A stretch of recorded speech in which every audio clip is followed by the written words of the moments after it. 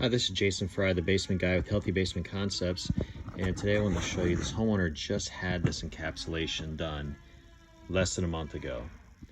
And this is the stuff I'm talking about, where this tape is not even on the foundation. But worse than that, you pull this back and there's dirt. It's not caulked. Nobody caulks this stuff to seal it. Happens every single job that I see.